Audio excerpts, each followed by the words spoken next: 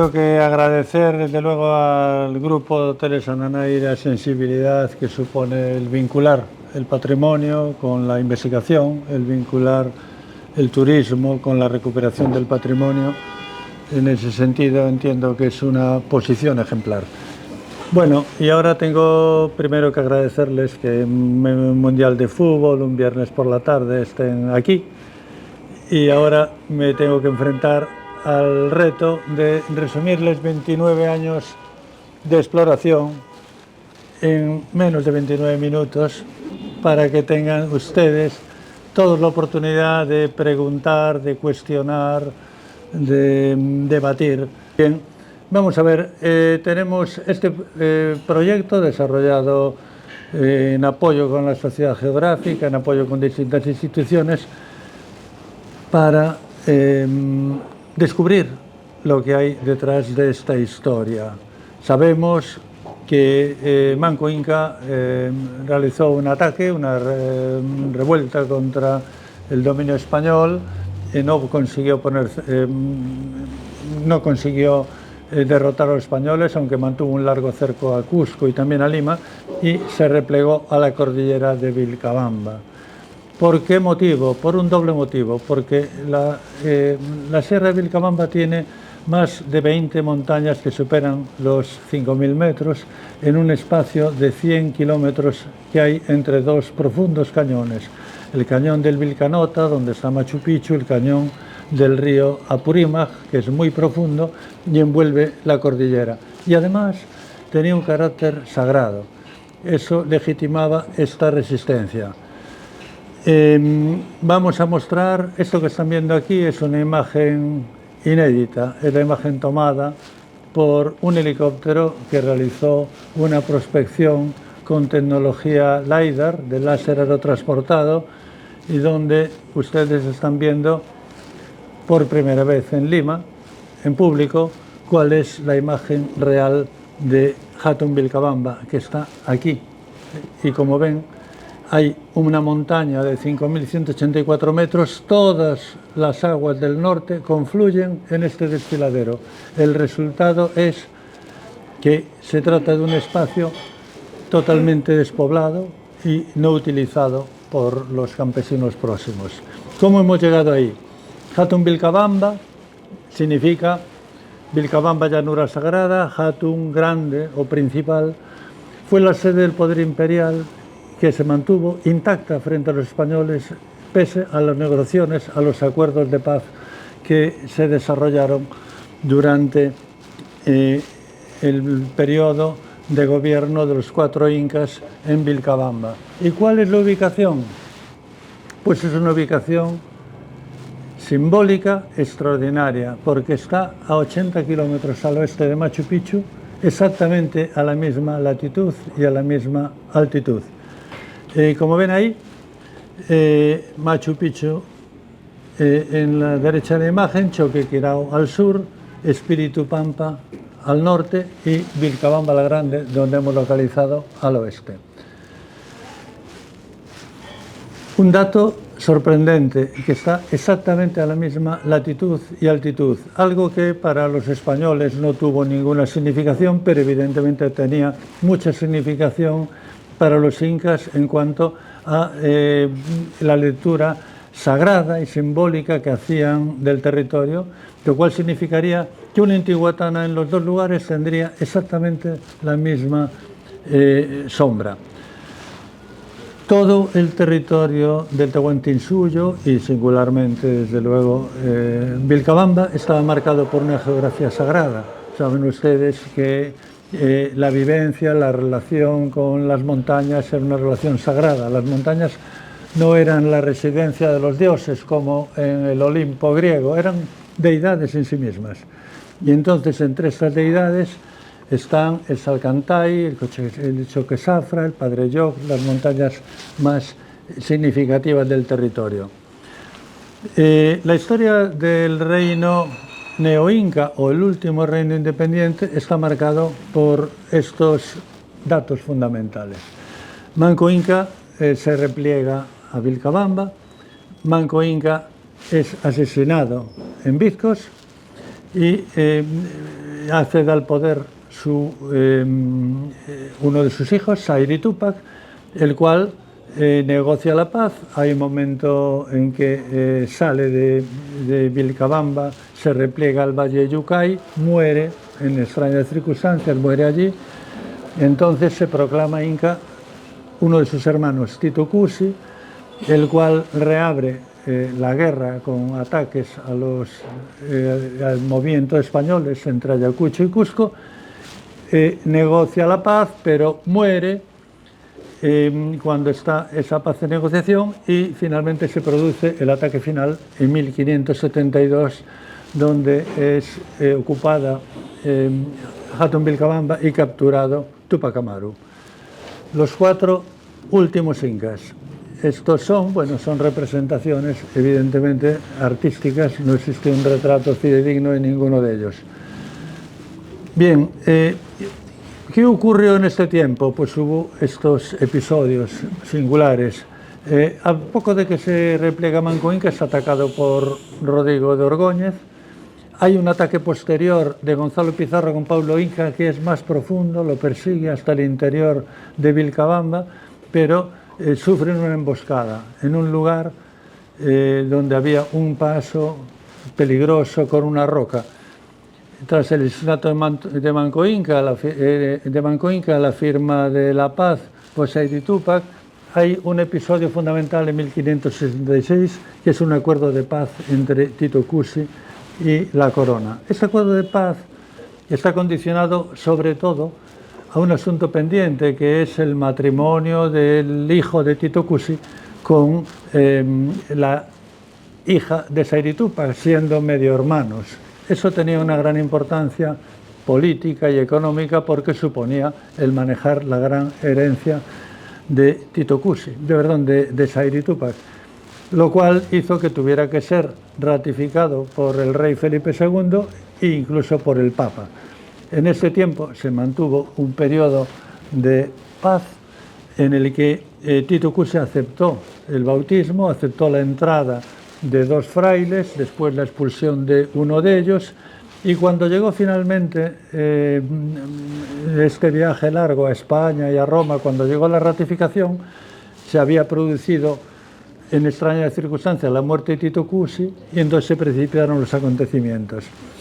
Fue proclamado Tupac Amaru, se cerró la comunicación de Vilcabamba con el exterior, y al ver que uno de sus emisarios había sido asesinado en la entrada a Vilcabamba, el virrey Toledo ordena el ataque final.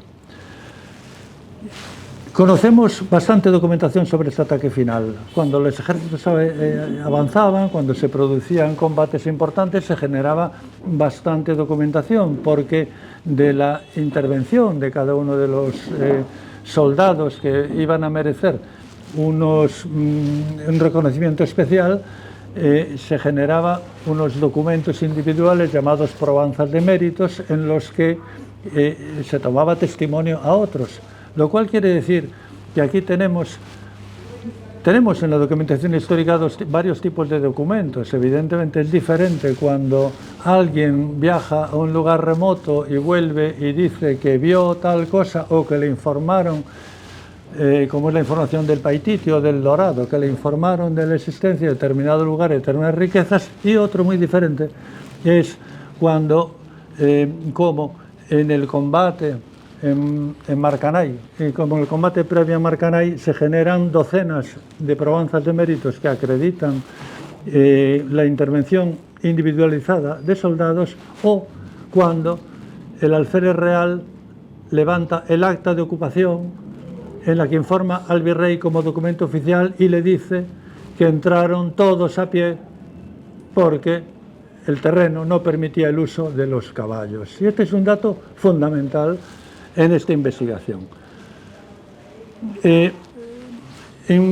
Tras la conquista de Vilcabamba en 1572, los españoles la abandonaron pronto, porque era un sitio evidentemente de muy difícil acceso, reitero, donde no pudieron entrar a caballo.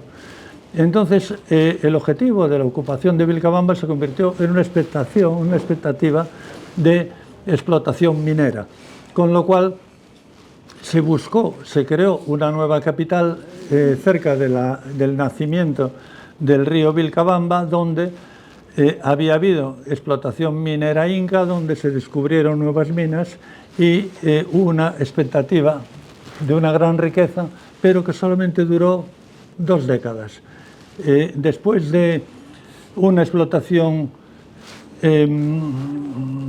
importante de plata, enseguida decayó y Vilcabamba quedó despoblado. Hurtado de Arrieta, el general que había dirigido esta invasión, dirigió varias expediciones a la selva y se arruinó porque funcionaron, no dieron resultado. Desaparece Vilcabamba y tenemos el primer documento, último documento posterior de alguien que visita Vilcabamba, que es un español llamado Juan Arias Díaz Topete, un documento descubierto por el investigador limeño Lorenzo Huertas Vallejo en el archivo de Huamanga, en el cual se acredita que Topete recorre Vilcabamba y presenta un memorial de 4 ciudades incas, Choquequirao, Choquetira, las minas del Inca junto a Vilcabamba la Nueva y Vilcabamba la Grande, que ubica junto al cerro de Llanaorco o Cerro Negro. Bien, ¿qué importa Vilcabamba? Importa mucho. Es la última capital, encarnó la legitimidad, su ubicación ha sido un misterio. Posiblemente a lo largo del mundo sea difícil encontrar una ciudad que haya atraído tanto la atención de investigadores. ¿Qué documentación tenemos? Este tipo de documentos.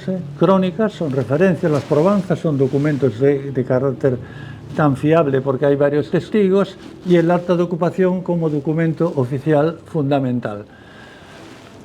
Esta búsqueda de Vilcabamba, sabemos que ha habido 3 identificaciones a lo largo de la historia. Choquequirao, un francés, Eugène de Sartich fue el primero que la identificó. François Sangrán en 1847 dice que es Vilcabamba la Grande. Machu Picchu en 1911, Hiram Bingham en 1857, Angrán, como hemos dicho. La documentación histórica mostró que no era cierto porque la documentación deja claro que el grupo principal del ejército entró siguiendo el valle del río Vilcabamba, con lo cual Choquequirao quedaría atrás.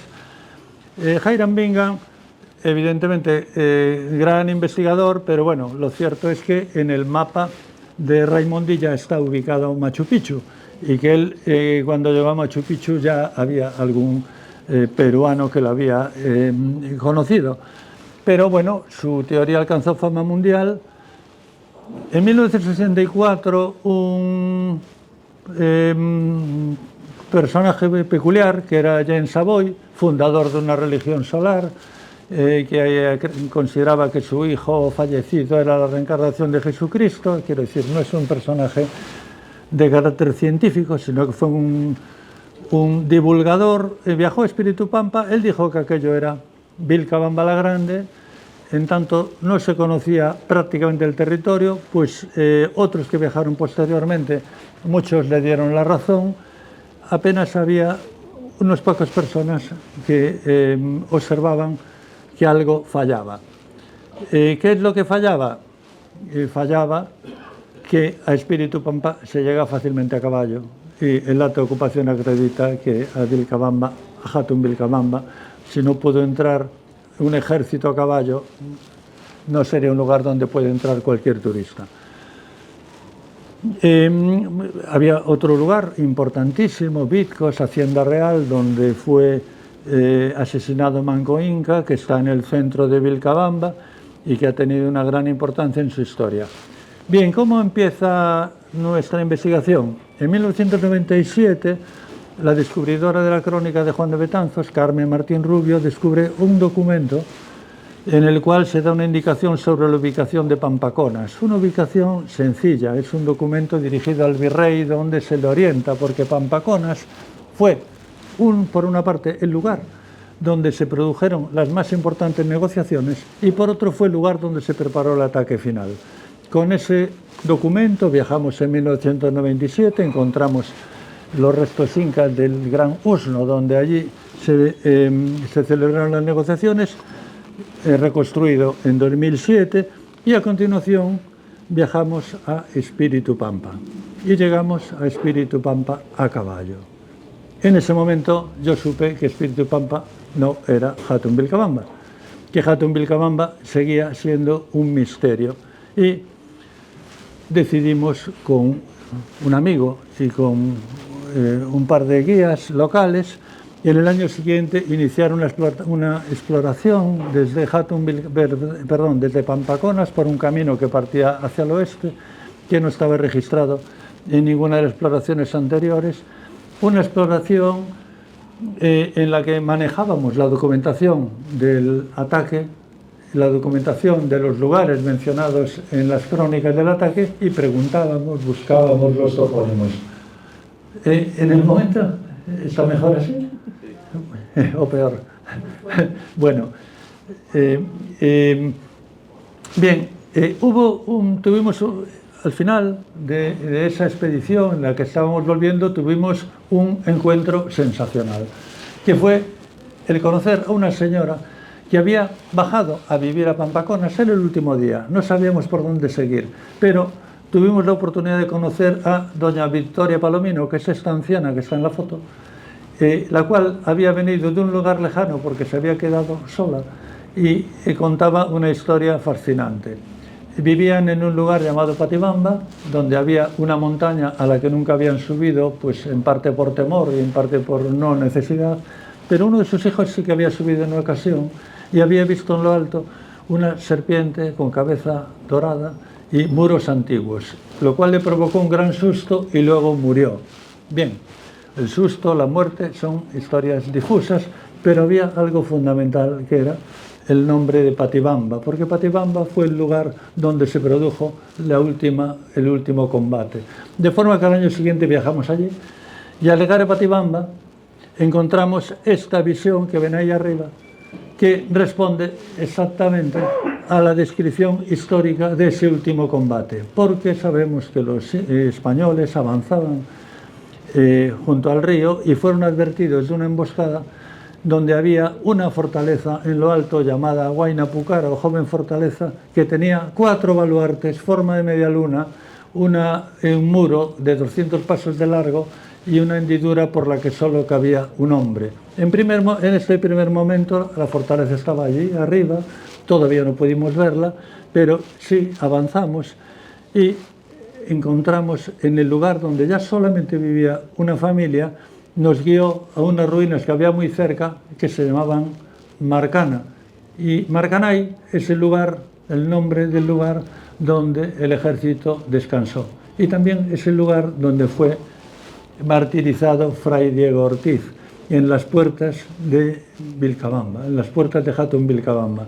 El ejército, una vez que superó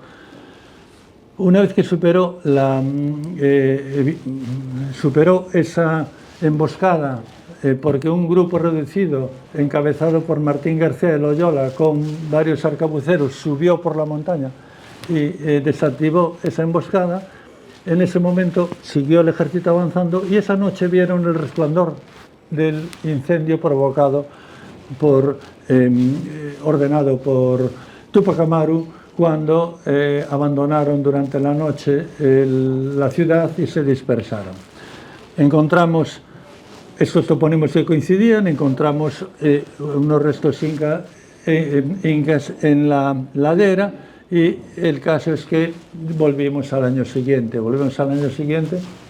acompañados de un arqueólogo designado por el Instituto Nacional de Cultura, y en ese momento ascendimos y pudimos ver lo que había arriba, una estructura tan singular que se llamaba Llana Orco, el mismo nombre mencionado por Topete en su memorial, en el que identifica Hatun Vilcabamba, la última visita documental acreditada.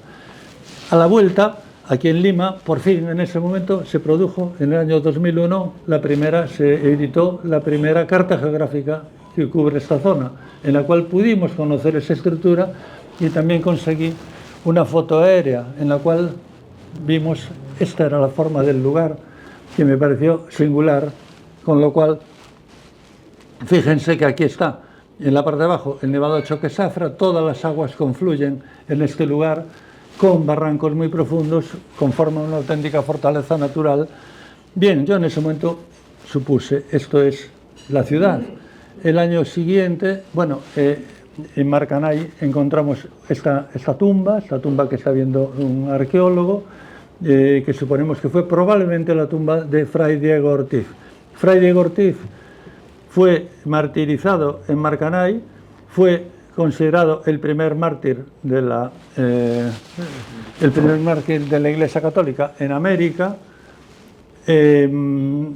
Puedo anticiparles que hubo un proceso de beatificación en aquel momento que fue paralizado, y puedo anticiparles por información directa del arzobispo de Cusco que en contacto con el Papa están reactivando este proceso de beatificación, con lo cual es posible que próximamente se haga público, y al mismo tiempo que está planeando la visita del Papa.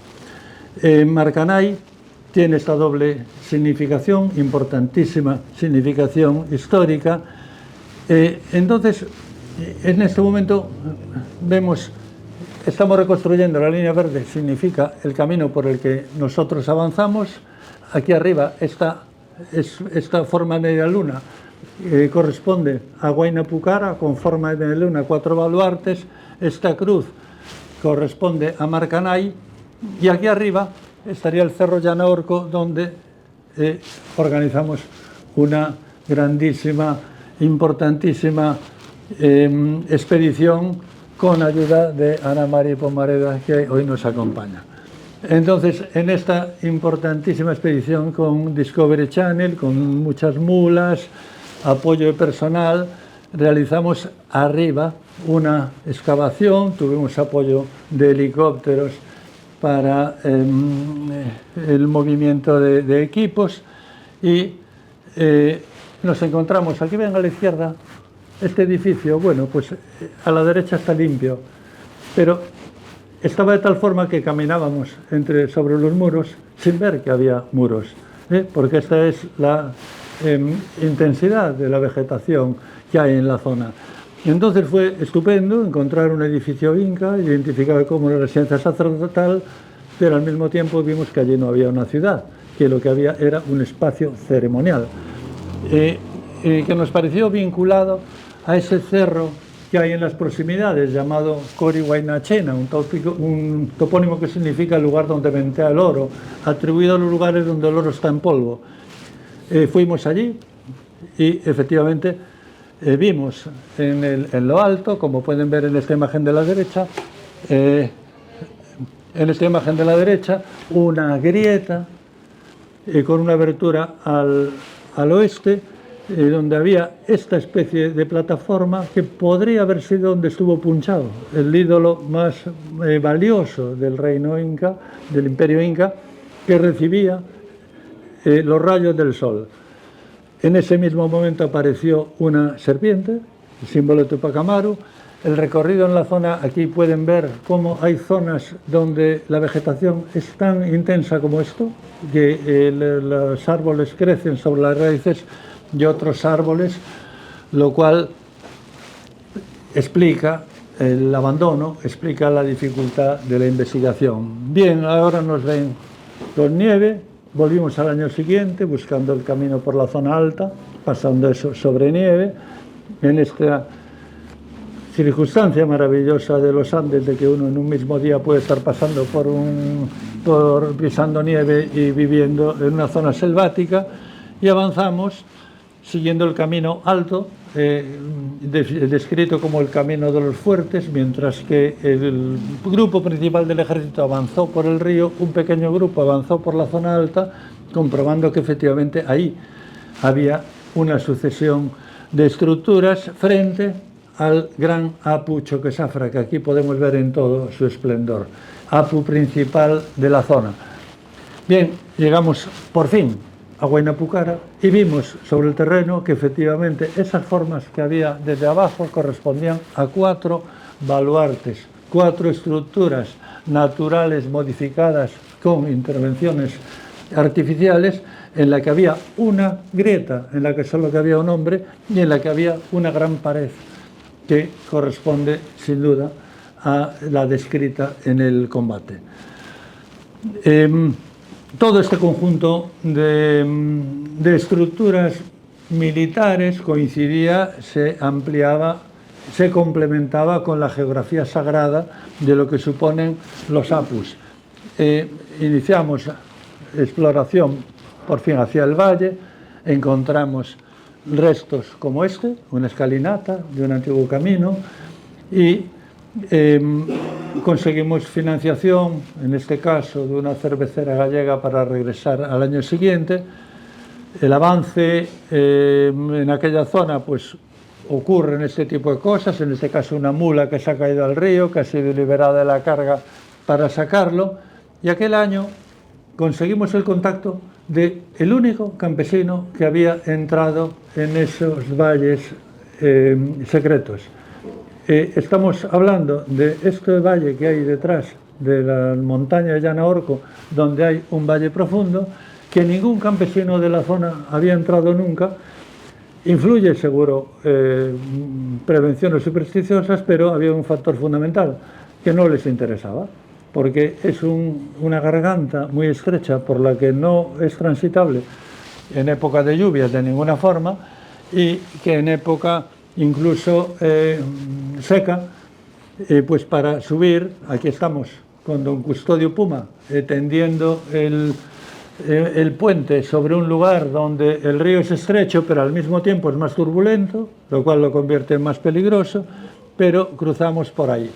Entonces, en este momento, ahora aquí está representando el conjunto de las expediciones que habíamos hecho hasta ese momento.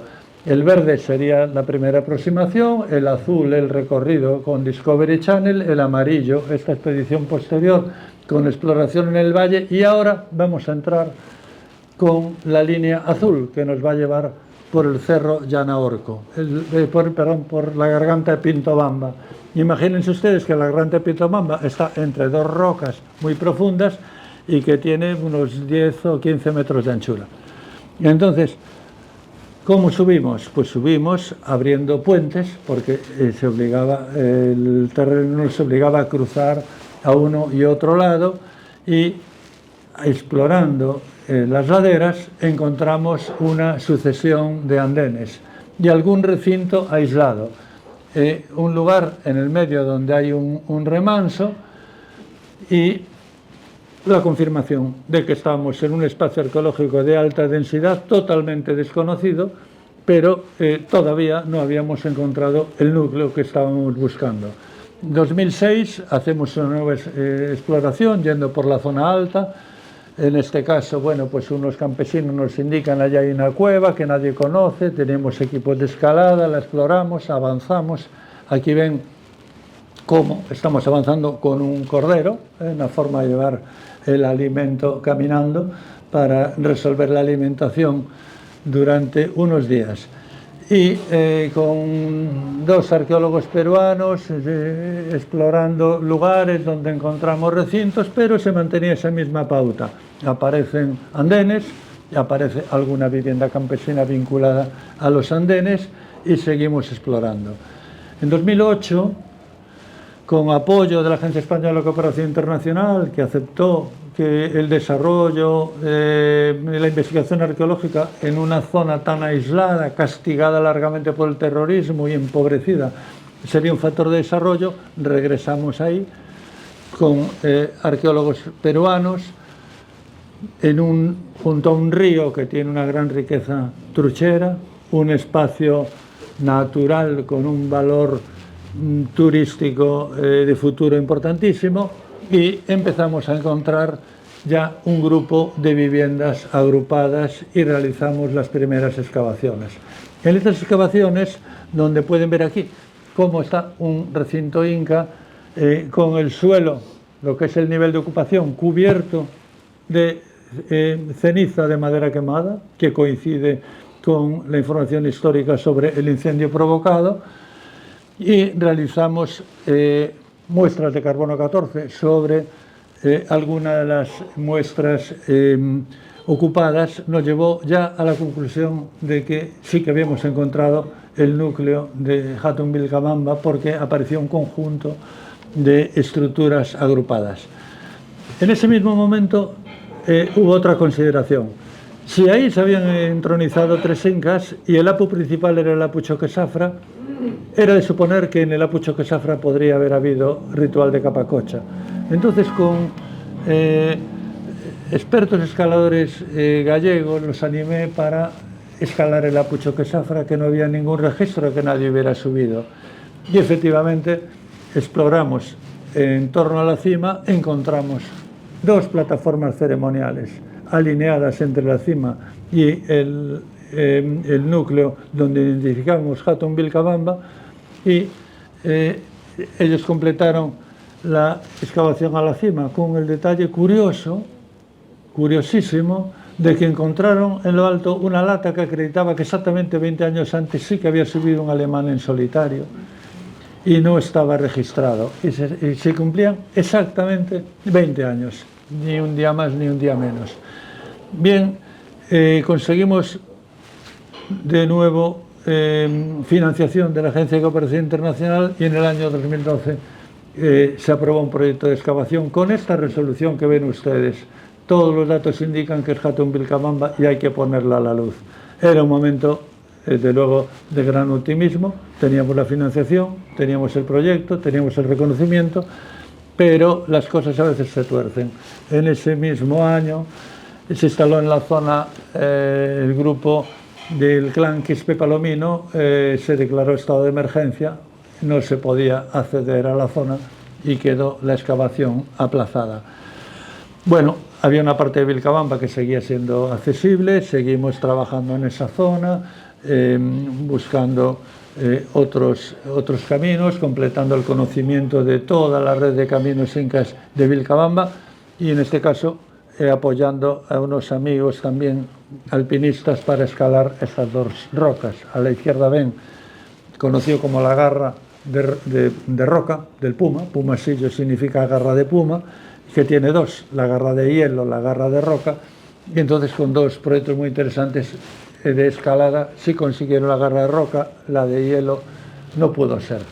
En ese momento tenemos una visión de estos 2 ejes, un eje sagrado entre Machu Picchu y Hatun Vilcabamba, en el cual comprobamos al ver los resultados que estamos exactamente en la misma latitud, y que además existen paralelismos, como que el apu principal en los 2 casos está al sur y existe en los 2 casos una estructura sagrada al norte, Huayna Picchu en el caso de Machu Picchu y Llano Orco en el caso de Hatun Vilcabamba.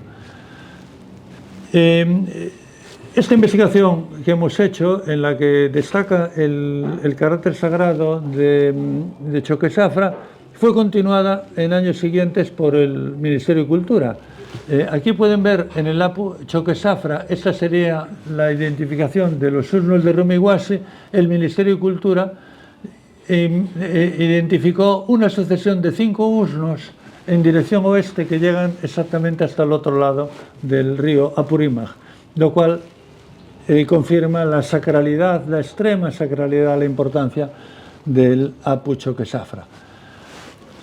En el año 2022 conseguimos el apoyo de un empresario español para hacer una exploración con tecnología LiDAR con dron. La tecnología LiDAR consiste en un equipo que tiene capacidad para lanzar rayos láser que penetran en la vegetación con límites cuando la vegetación es demasiado intensa. Bueno, entonces subimos al Cerro Llano Orco con este equipo y desde allí voló el dron salvando este barranco con 800 metros de distancia, y aquí hay bien la zona donde tenemos identificada la ubicación de Hatun Vilcabamba. Bueno, lamentablemente no recibimos los resultados adecuadamente, dio lugar a un conflicto pendiente con los operadores del dron, pero estamos en esta formulación que les muestro aquí, que es una de las dimensiones, creo que muy importantes de esta investigación, que es que la ubicación, la puesta en valor de Hatun Vilcabamba, junto con la recuperación de estos dos caminos, el alto y el que va por el río, que sería el histórico, van a abrir, están abriendo, abrirán una nueva vía de camino Inca a Machu Picchu entre Ayacucho y pasando por Vilcabamba. Uno de los elementos, esta expectativa, nos facilitó conseguir el apoyo, en este caso, de una organización ayacuchana, el Patronato Piqui Machay, que junto con la Presidencia de la Sociedad Geográfica Española nos financiaron una nueva investigación que ahora verán. Aquí estamos realizando una aproximación con las mulas por la zona alta, llegando a Puchoque-Zafra, aproximándonos a Jatun Vilcabamba por la zona alta. Y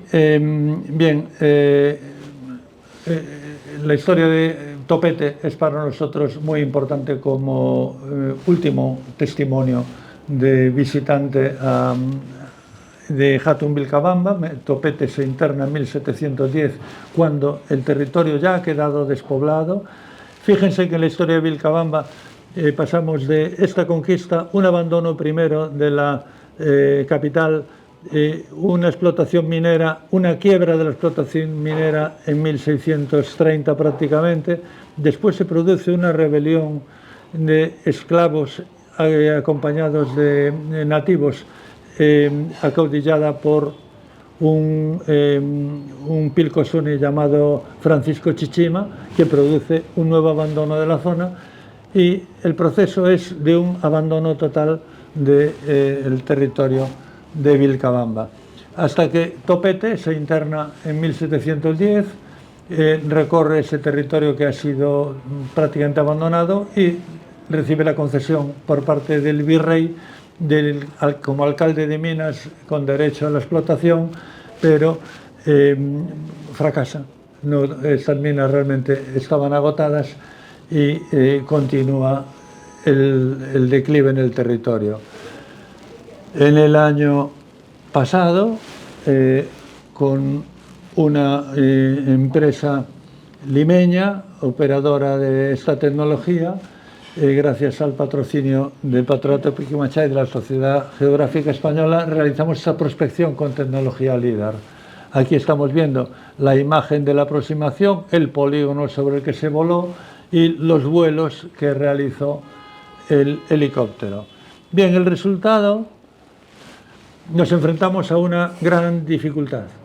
En el vuelo se establece sobre una estructura de 300 hectáreas, un vuelo que significa un impacto cada 10 centímetros, pero enfrentado a arbolado de hasta 20 metros de altura significa la pérdida de muchos de esos impactos, lo cual significa que la interpretación de esos resultados tiene que ser más analítica que visual.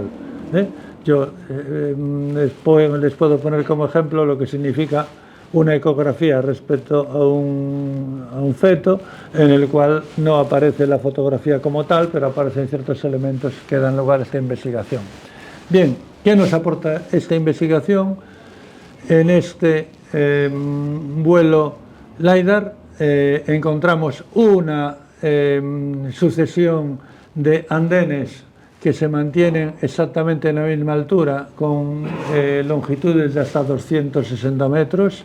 Identificamos un camino hacia el oeste, identificamos un camino hacia el sur cortado por derrumbes, identificamos estructuras que por la ubicación pensamos corresponden a la Casa del Sol, identificamos usnos en esta pendiente, hasta 4 usnos, lo cual nos confirma, junto con las identificaciones desarrolladas sobre el terreno y las prospecciones, nos confirma la seguridad de que aquí está Jatun Vilcabamba. Hemos realizado este mes una primera aproximación a la zona con una reapertura del camino. Este camino que exige la construcción de otro puente, el paso sobre la montaña. en el cual hemos tenido el apoyo de las municipalidades de Villavirgen y Vilcabamba, además del apoyo de Hoteles Ananay, y tenemos tareas pendientes para poner en valor Jatun Vilcabamba, para promover el lugar como santuario cultural, teniendo en cuenta que en ese espacio, amplio espacio rodeado de cataratas, ningún campesino cultiva, y hemos encontrado puma, hemos encontrado oso andino, especie en extinción, hemos encontrado especies de aves, monos que se aproximaban. En esta colaboración con ambas municipalidades pensamos que la promoción de la recuperación de esa ruta como nuevo camino inca entre Ayacucho y Machu Picchu, pasando por Jatun Vilcabamba, va a ser muy importante para la región, va a ser muy importante para el Perú. Es un vídeo en el que se puede ver esta estructura de Pintobamba. Fíjense, volvemos a esta imagen inicial de todas las aguas, 5.184 metros, todas las aguas del norte se juntan aquí, con lo cual esta zona en la que estamos comentando que ningún campesino de las proximidades entra, es una zona, un espacio natural, un espacio protegido, un santuario, esperando que exista ahí el proyecto de utilización o de puesta en valor adecuado.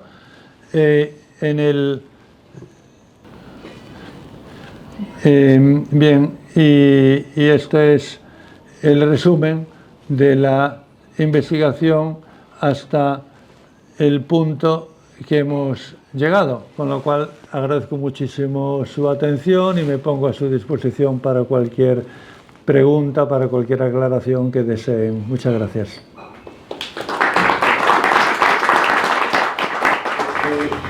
¿Qué los lleva a estos señores a un sitio tan difícil? Escaparse de la persecución. ¿Qué los guió a ellos? Sí.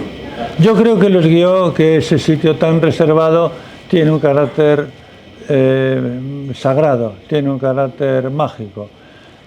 Por lo que hemos visto, por el carbono 14 ahí realizado, ahí está habiendo una reutilización de un espacio anterior chanca. Pero ese sitio que es tan inaccesible para nosotros, probablemente no lo era para ellos, en el momento en que a través de esa ladera habría un espacio, un camino escalonado que todavía no hemos encontrado. Y el mismo hecho de que sea un sitio tan secreto, tan privado, yo creo que refuerza su carácter sagrado.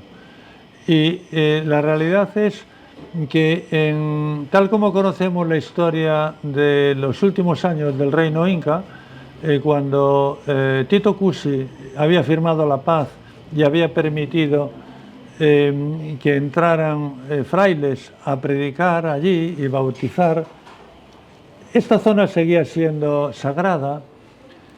Ahí continuaban los cultos andinos, lo cual inquietaba mucho, enfadaba mucho a los frailes, porque llamaban ese lugar, sabían que era la Universidad de las Idolatrías. De hecho, esto fue lo que provocó la crisis final. Y cuando Tito Cusi un buen día les dijo, os voy a llevar a Jatun Vilcabamba, y les permitió acercarse hasta allí, pero esto está muy relatado, sobre todo en la crónica de Fray Antonio de la Calancha, los frailes les permite llegar hasta allí, hasta exactamente a Marcanay. Marcanay, en quechua, viene a significar sitio de control, tiene relación con esto, y evidentemente debía estar concebido como el lugar donde empieza un espacio sagrado. Tito Cusi había aceptado el bautismo, pero evidentemente era una aceptación política. Y en ese momento, cuando los frailes, después de haber ido allí, que los lleva en temporada de lluvias, sufriendo bastante con el barro, Fray Antonio de la Calancha cuenta además que allí los deja en Marcanay y que allí reciben la tentación de la aparición de unas nativas muy hermosas que los tientan, ¿Por qué los tiendan? Porque los frailes estaban exigiendo a Tito Cusi que solamente estuviera con una de sus mujeres con la que le habían casado. Y entonces el tentarlos, si ellos hubieran caído en la tentación, Fray Antonio de Calancha dice que no, que ellos resistieron las tentaciones de las centellas del infierno. Vamos a suponer que fue así. Fray Antonio de Calancha en ese episodio es muy expresivo. Las centellas como centellas del infierno usaron de todas sus artes para tentar a los sagrados padres que resistieron todas las tentaciones. Bien, el caso es que regresaron los dos muy enfadados y entonces fue ese el momento en que Fray Marcos reunió un grupo de indios cristianizados y quemó el santuario de Chuquipalta, lo cual provocó la ira de Tito Cusi, que lo expulsó, estuvieron a punto de matarlo otros incas, y se quedó solo Fray Diego Ortiz. Pero, digamos, existía esa tensión sobre el hecho de que Hatun Vilcabamba era un sitio mítico, donde los españoles nunca habían llegado. En el ataque Gonzalo Pizarro llega cerca, pero Gonzalo Pizarro, estando muy cerca, sufre una emboscada en un lugar identificado ahí, que es el Paso de Roca, donde sufre una emboscada, y entonces se retira con graves daños. Los españoles tenían referencias hasta ese lugar. A partir de ahí no había llegado ningún español, a pesar de ese tiempo. Y la presencia de ellos en este lugar es muy breve, porque este sitio tan inaccesible como ven, que tiene un sentido de sitio sagrado, para los proyectos de ocupación española no tenían utilidad.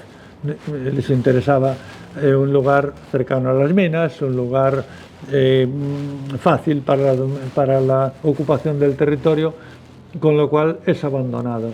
Y con la curiosidad de que el río que está al lado conserva el topónimo de Lugar Grande, único topónimo español en todo un amplio territorio. Es decir, la memoria de Vilcabamba la Grande permanece en este lugar. Hay una circunstancia que es que todo este territorio pertenece a una comunidad campesina llamada de Totora, que solo tiene 80 familias en un amplísimo territorio, y que de todos los miembros de la comunidad campesina con los que hemos tratado, ninguno conoce el lugar, pero sí tienen referencias de que ahí existió algo. Por un lado, la poca utilidad de cultivos en un lugar donde es tan difícil sacar la producción, y por otro lado también una prevención religiosa, supersticiosa a los lugares antiguos de donde pueden venir grandes males relacionados con la ira de la Pachamama.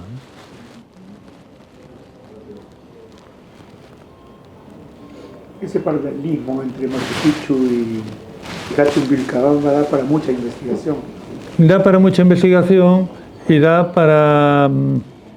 Este dato, evidentemente, no estaba reflejado para los españoles, el hecho de que estuviera aún la relación con el Intihuatana, la relación con la latitud no tenía ninguna importancia, no tenía mayor interés, pero evidentemente sabemos que para los incas era fundamental, que para los incas la vivencia del paisaje y del territorio tenía un significado sagrado.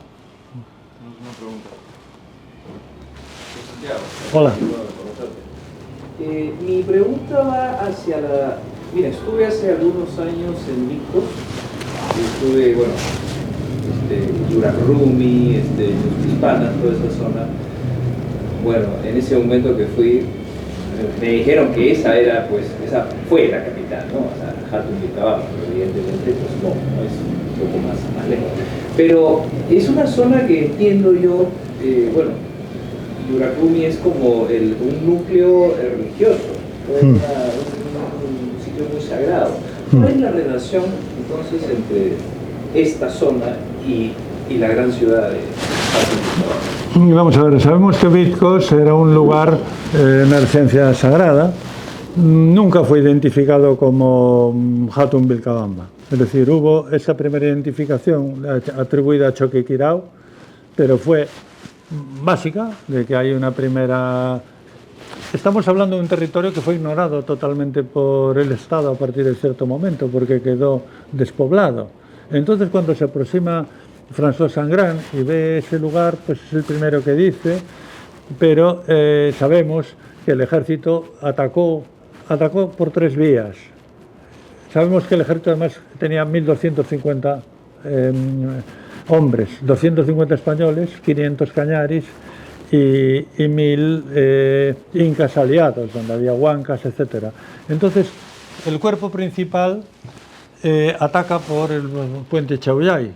Quien conozca Vilcabamba sabe, es ahora la entrada principal.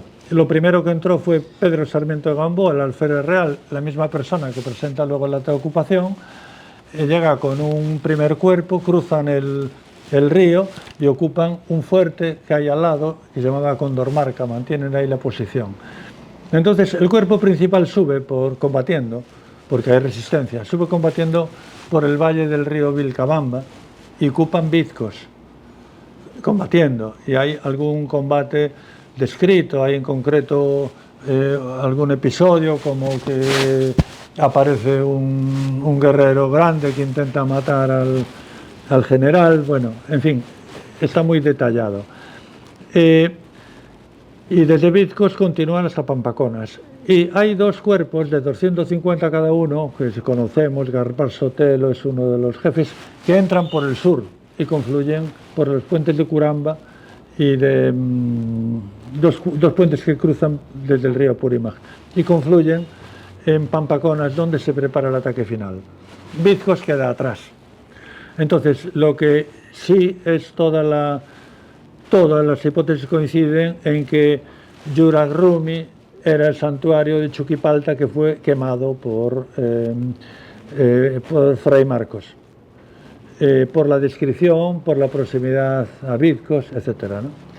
Y fue el lugar donde Manco Inca fue atacado por Orgóñez, estaba en Vizcos, y fue el lugar donde fue asesinado Manco Inca. Después, en el ataque siguiente de Gonzalo Pizarro con Paulo, lo persiguen hacia el oeste, hacia el río Pampaconas, cerca de Hatun Vilcabamba, donde sufre la emboscada. De forma que cuando se produce el ataque final de Hurtado de Arbieto, ellos sí conocen dónde fue la emboscada a Gonzalo Pizarro. Y entonces evitan esa emboscada metiéndose caminando por el río. Pero en ese caso la emboscada está a continuación, pero son advertidos. Con lo cual fracasa ese último intento de resistencia. Era el santuario, digamos, de toda la zona.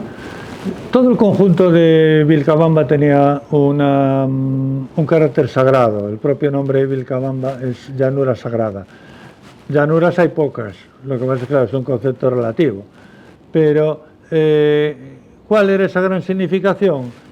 La Sierra de Vilcabamba es visible desde muy lejos. Es decir, muchos, además en un momento inquietante porque se está produciendo el movimiento del Tacioncoy, que es un movimiento de resistencia, donde Manco Inca encarna una legitimidad que puede ser reconocida en la medida en que hay frustración por la ocupación, se convierte para los españoles en un foco de inquietud. La potencia militar realmente de Vilcabamba no está cuantificada, pero podemos saber que va disminuyendo. Sabemos que Manco Inca se retiró con 30.000 guerreros. Sabemos que Manco Inca se llevó a varios miles de mitimáis del valle de Patibamba. Junto con 30.000 guerreros irían familias, etc. Pero también sabemos que cuando Saidi Tupac firma la paz y sale más gente. No tenemos cuantificado cuánto era el poderío militar exacto de Tito Cusi. La guerra que mantenía Tito Cusi era más bien una guerra de guerrillas. Salen partidas, atacan. ¿Cuánto? ¿Con qué cantidad? No lo sabemos. Sí que era muy inquietante para los españoles, de forma que procuran y llegan a negociar esa paz. Tito Cusi, en su negociación, retiene al mestizo Martín Pando para redactar con él sus justificaciones. Él detalla que, claro, que salen a robar porque realmente en Vilcabamba tienen necesidad. Bueno, busca, evidente, sus disculpas en esta negociación. Sí tenemos esa información muy precisa de cuál fue el ejército atacante.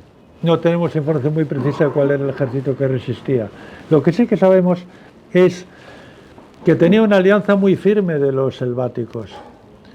Y esto tiene varias justificaciones. Una de ellas es que después de las primeras invasiones en la selva, donde los incas se encontraron con resistencia a veces muy dura, se estableció un comercio muy complementario. Un comercio muy complementario en el cual los incas, algunos de los objetos más valorados para ellos eran las plumas exóticas de la selva, y para los selváticos eran muy valoradas las hachas o determinadas piezas que podían aportar los incas. Ese comercio, que dentro de lo que eran las tribus amazónicas estaba protagonizada sobre todo por los piros. Los piros eran grandes navegantes con sus canoas armadas con arcos y flechas, recorrían la selva a gran distancia. Sabemos que existían redes de comercio muy profundas, y entonces la llegada de los españoles evidentemente acaba este tráfico. Entonces desde los primeros momentos de negociación de los españoles tanto en la negociación con Said y Tupac como en las negociaciones con Tito Cusi, hacen alarde de un gran apoyo de nativos selváticos. Y en el momento de esta última emboscada fallida, las crónicas afirman de 500 flecheros selváticos preparados.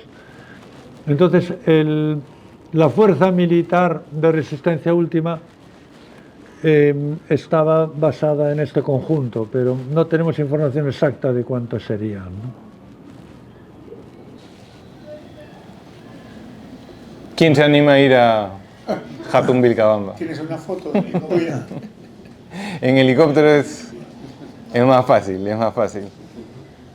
Pero a su pregunta, yo tenía la misma inquietud. Uno llega a Vitcos y el río se llama Vilcabamba, a la zona le dicen Vilcabamba. Cuando me llevaron me dijeron que... A Vitcos le dicen Vilcabamba, Huancacay es Vilcabamba, la cordillera es de Vilcabamba, ese cerro se llama Vilcabamba.